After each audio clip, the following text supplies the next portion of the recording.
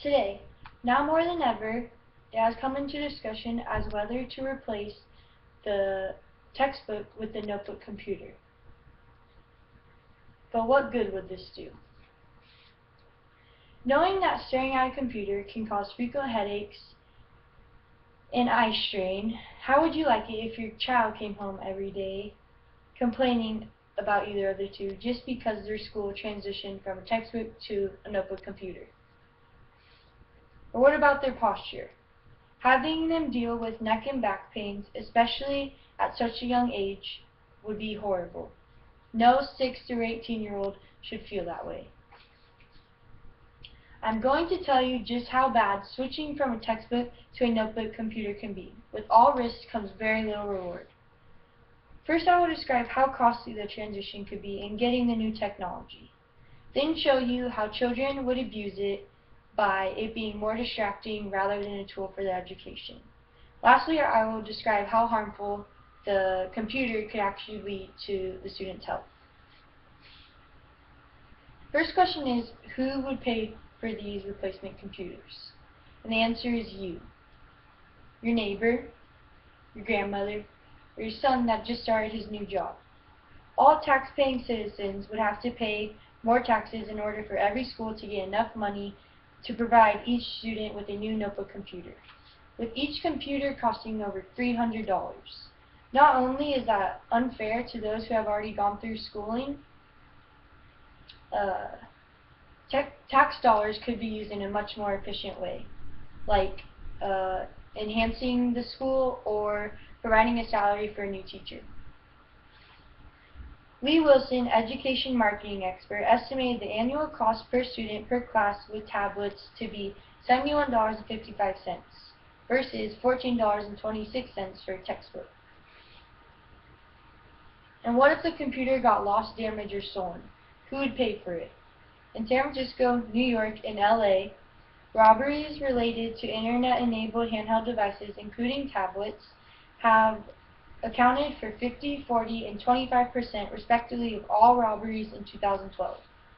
Once again, the taxpayer will pay for this.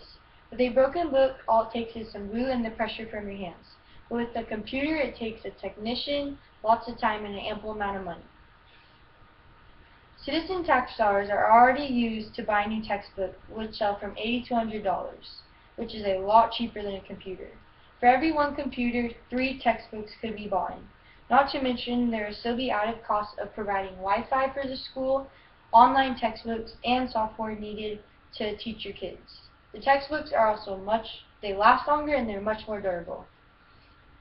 Another topic is, with internet access, children could so easily use a computer as a distraction rather than getting ahead. Being a high school student personally, and growing up in the industrious technology world our globe has become, I know personally that the computer can be more harmful than helpful.